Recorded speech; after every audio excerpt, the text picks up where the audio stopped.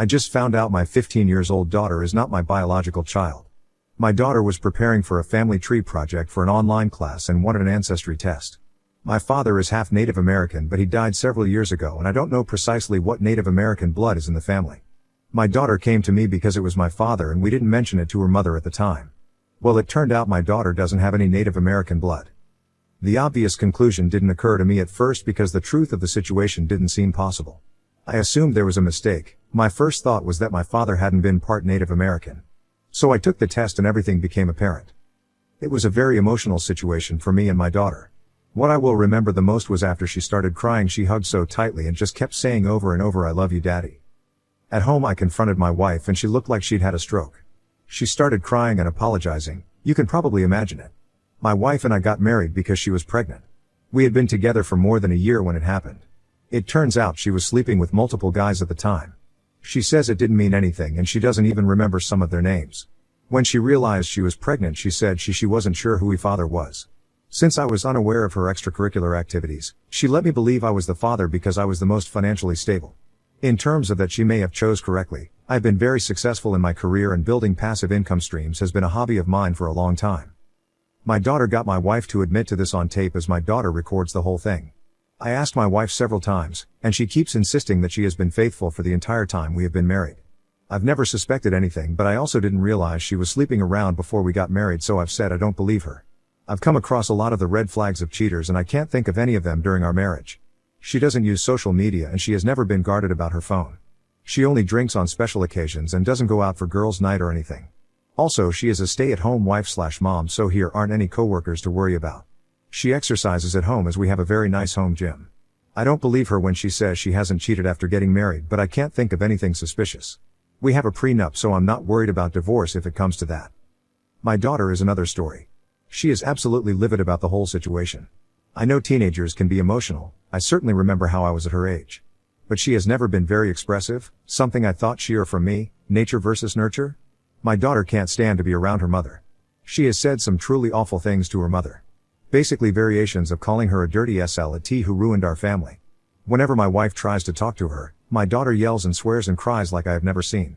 Christmas is coming up and my daughter is demanding my wife leave the house until after New Year's so she can spend time with her real family, meaning me. My daughter has even come to me privately saying that in the event of divorce she wants to stay with me. She has even asked if it is possible to disown her mother and be adopted by me. I haven't told this to my wife. My wife is preparing to leave for her parents' house for the holidays. My wife and I had talked about the situation but have decided to wait until after New Year's to make any decisions. I admit I'm grateful she agreed to leave because honestly I need some time to process this. I think I'm writing this as a way to just come to terms with everything that has happened. Edit. After writing this post I fell asleep for a few hours. I came back to e-post after about 10 hours and realized there were more than 200 messages. Thanks to everyone who took the time to comment, it means a lot. Additionally, thanks for all of the compassion and kind comments. I was touched by the displays of support and I'm not ashamed to say I shed a few tears. I still haven't read every message but know I intend to, whether or not I respond to yours specifically. I want to address two consistent things mentioned in the comments. I've had a DNA test. After our ancestry tests were different due to her lack of Native American blood, we got proper DNA tests. That was when I confronted my wife. Looking back at the original post, I'm sorry for not making that clear. I have made it clear in no uncertain terms that she is my daughter and I am her father regardless of the situation. I've reiterated to her repeatedly that she can stay with me and I will never leave her. Several comments suggested she might be scared I will leave her or want nothing more to with her. Nothing could be farther from the truth, and I tell her every day. Update 1. Thank you once again to everyone who took time to comment. I was noted to address a few comments with some more information. Some people wanted to know if I have any more children and the answer is no. For no specific reason, we just never had more children. Once again I realize I did not make it clear in the original post, but I did have a proper test done and confirmed that my daughter is not biologically related to me. Regardless, I have raised her for 15 years and she will always be my daughter. I have heard the arguments against this and I remain unconvinced. My relationship with my wife has always been good. She has always been a wonderful wife and mother, but I admit that this situation has raised some obvious doubts and obstacles. After my wife left, my daughter calmed down considerably but is still obviously shaken. We managed to all it out and she explained why she got so upset. Apparently she knows kids at school whose parents are divorced because of infidelity.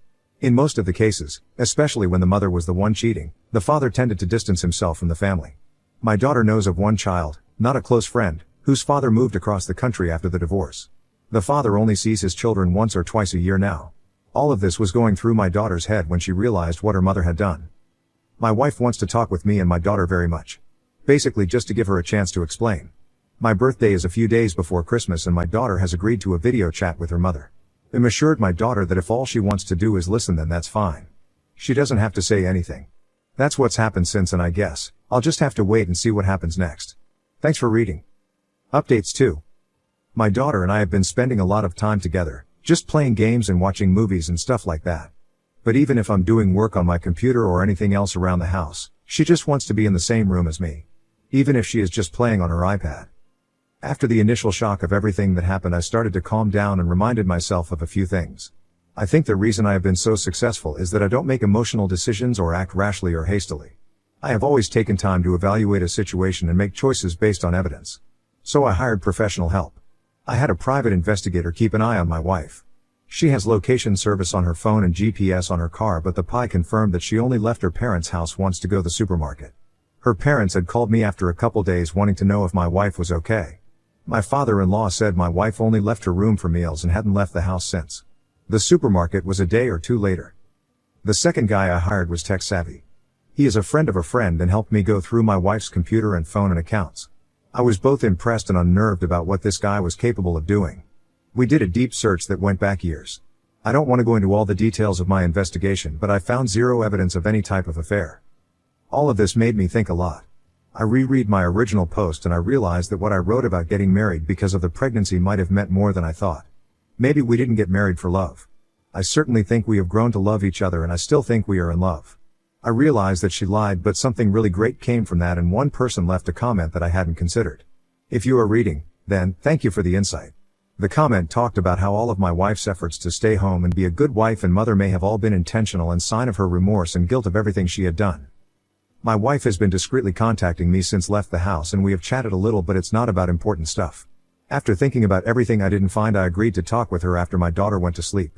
She did not look so great. She had obviously been crying and probably not sleeping well.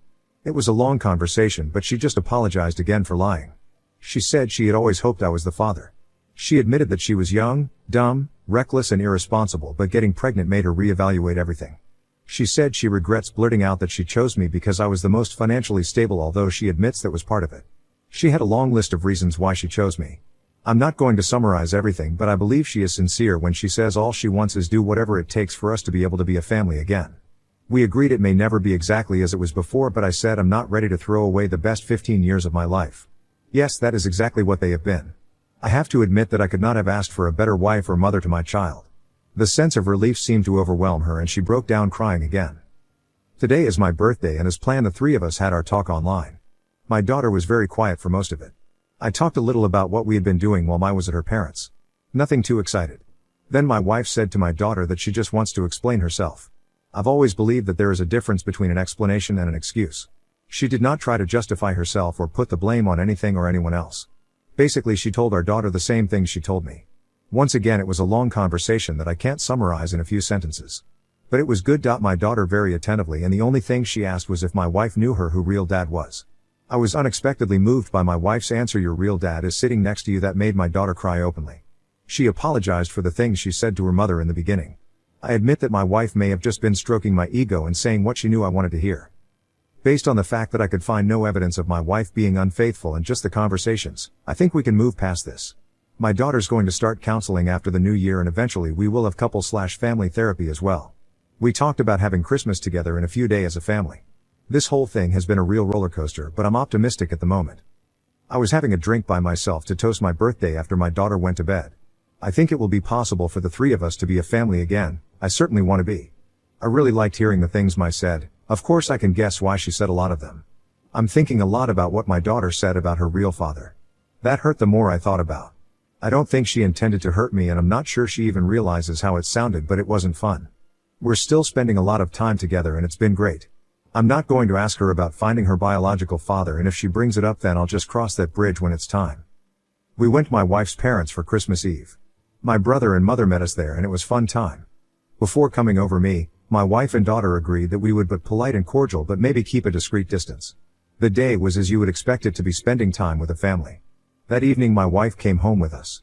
When we got home the two of them spent time talking alone. With a few Christmas cookies I hand my daughter went to her room for the rest of the night. When my wife and I were alone we talked more. She reiterated a lot to the things she had already said. I think I mentioned this already, but there was one commenter, if you're listening, thank you, who said that all her choices to stay home might have been intentional. My wife did not say these exact words, but that was the basic message. After getting pregnant she realized that she had to grow up, and she said she worked as hard as possible and did everything she could think of to be the perfect wife and mother. By this point we were actually in our bedroom. She got down on her knees and said she will redouble her efforts to be even better. She said she knew I was considering divorce, but all she said was please give me a chance to prove myself. She said if there was anything I needed from her, anything she could, then she would do it without hesitation. All she wanted was to keep our family together. It's difficult to fully describe the emotion of everything that has happened. But I believe in her sincerity, in this moment. We spent a very passionate night together. Christmas was a good time. I'm not going to say it was perfect, we were aware of the elephant in the room, but it was still a good day. It was the first time just the three of us were alone since the truth was uncovered. But we did have a good day. We had our traditional Christmas breakfast and then we watched the movie It's a Wonderful Life before we opened presents. One of the gifts to our daughter was a video game console, and she asked if we could organize a family game night, and this made my wife cry. She left the room and came back composed, but I think she just wasn't expecting something like that. I think I already mentioned that we are going to do some therapy after New Year's. I don't think there is anything else to say at this point. I'm not going to say everything will work out for everyone dealing with similar situations, but I think me and my family will be able to move on. Thank you for everyone who commented the first time around. It helped more than I thought would. Merry Christmas and Happy New Year. Now on to the next story. Story 2. Abuse disguised as poly. I need help. I'm lost in the middle of this right now and I can't see things very objectively. I didn't want to go to r/relationship advice because they're pretty extreme, and I wouldn't put it past them to jump to conclusions about my safety and simultaneously shame me for being poly and for my role in this. One of my relationships was questionable from the beginning, but he was upfront with me, so I trusted him. He told me he and his wife were separated, but they had an unspoken understanding that they would each live their own lives. That they can't get divorced because it would cause hardship and shame for their families back home. He told me this the first time we met, and we clicked, so I was okay with it. My nesting partner was concerned but trusted me. Months pass, things are great between us, except I still don't know his last name. I don't know the name of his business that he owns. I learned he uses a burner phone for me. He is terrified of his wife finding out about me because she'll divorce him and ruin his life, even though they can't get divorced because of their families and supposedly she's having her own relationships. Then he tells me he's getting pressure from his wife's family, and his family to make things work and eventually have kids, but he didn't want to break it off with me. This man literally said I want to have my cake and eat it too, but gave me an out if I wasn't comfortable with it. I was immediately on board with him reconnecting with his wife, and admittedly, I didn't want to leave him either and wanted to be a little selfish, so I thought I was okay with it. A couple of weeks pass where we don't see each other, during which I get this growing, nagging feeling that things are wrong, and I finally realize that I'm not okay with it. He is literally making me into the other woman. His wife is expecting a monogamous relationship and he is lying to her face. I try to encourage him to talk to his wife about a couple of things, but he claims that she isn't mature about things like this. I've lost count of how many red flags I've typed out now. Here are a few more. When I told him that I realized I'm not comfortable with how the boundaries of our relationship have changed, he got very passive-aggressive and told me that he thought I would always be there for him. Selflessly. I told him I didn't realize selfless meant zero boundaries, and he responded selfless means not thinking about yourself. He would never initiate conversation unless it was to complain about me not initiating conversation every single day. He keeps telling me that our relationship is special and unique and things are different with me. When I called him out on what he said in the first bullet point and said he clearly didn't want a relationship with a whole person and only cared about his own needs and disregarded mine, he said I misunderstood and he wants a chance to clarify, but he can't clarify over text. But he's so sad that I felt this way about this misunderstanding, and he thought I knew him better than that and he was always considerate and caring. And then he asked if I was still mad when he still refuses to clarify anything over text. I obviously can't continue any sort of relationship with him. I thought there was a chance I could still support him or be a friend, but I don't think I can trust anything he says. I'm fluctuating between being furious with him and being furious at myself for willfully ignoring red flags and also straying from my own values. And now to the reason why I'm here. Is he actually a massive piece of shit? Was he always a manipulative douche canoe? Or do you think he's just a selfish dumbass? How do y'all with more poly experience than I do, 1 year, deal with situations like this? Also, is he actually love bombing / manipulating me, or am I just reading too much into it? I need a sanity check. Edit, y'all are being much kinder to me than I am. Thank you. Update 1, it's only been 13 or so hours, but y'all have helped me in ways I didn't expect. I came in with a lot of self-judgment and doubt and expected a lot of hate for my part in it. Funny how manipulative people can make us think bad situations are all our fault, huh? Anyway, I took a lot of what y'all said to heart and was already on my way to fully acknowledging the Soviet parade of red flags this guy had and my part in all of it.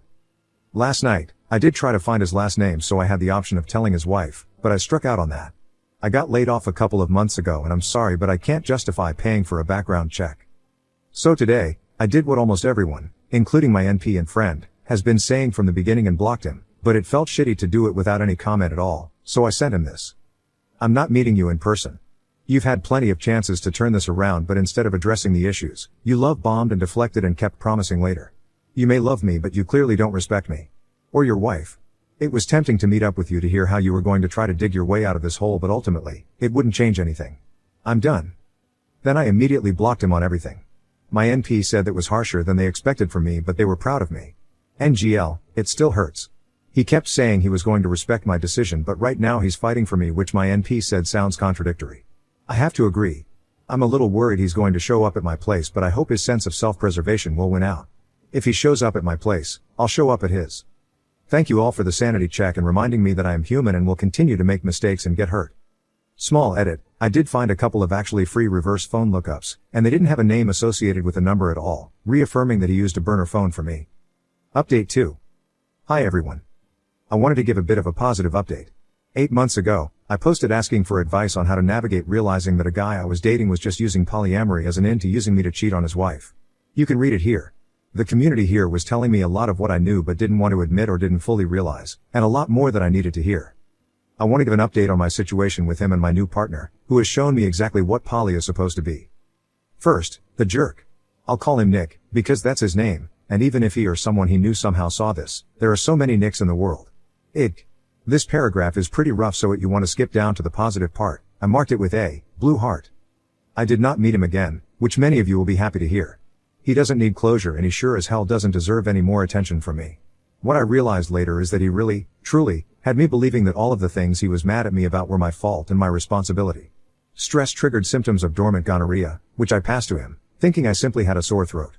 He panicked, told me that he absolutely could not have anything on record with his insurance or the government or whatever, got a massive panel, tested positive for HSV-1, which I did not test positive for, BTW, but he still blamed me, and the last time we met, he told me that he was doing me a favor by forgiving me and seeing me again, and that I needed to make it up to him.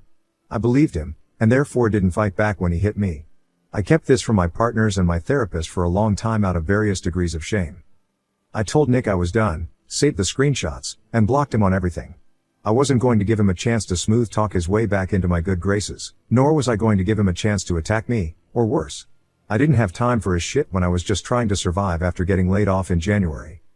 4 months later, while I was at my friend's wedding at the end of July, I got a text from an unknown number. It was Nick. He said he respected that I apparently blocked him on everything and wouldn't reach out again, but he wanted to plead with me one more time to meet him and give him a chance to explain himself, because he hates that I think he would believe those things. Barf.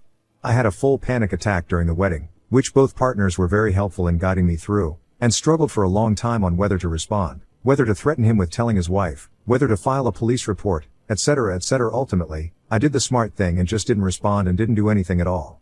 I was scared for a while, due to past trauma of exes coming up out of the blue to try to weasel their way into my lives, and also being very aware of the realities of our/women horror fuse. I was scared to leave my apartment alone at night for a while, because I couldn't trust that his self-preservation would be stronger than his ego. Ultimately, I have healed, nothing has escalated, and it has been another 4 months of silence. I am genuinely at peace with my past with him and my present and future without him. Now for the good part. A couple of weeks after I broke it off with Nick, I was back online, refusing to let Nick or my fear of him control my dating life. I was going to take it slow and stay cautious but optimistic.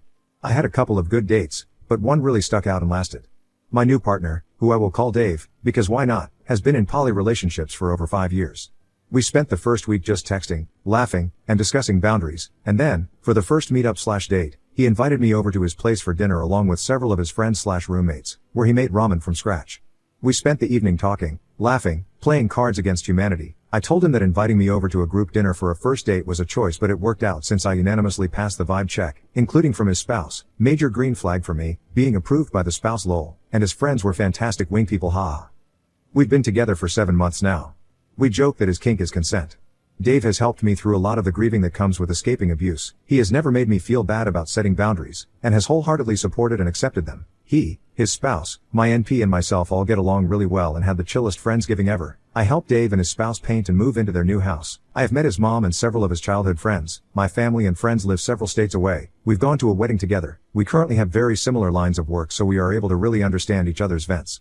Long story short, I never really believed that it was possible to have 2 healthy relationships total, much less 2 at the same time.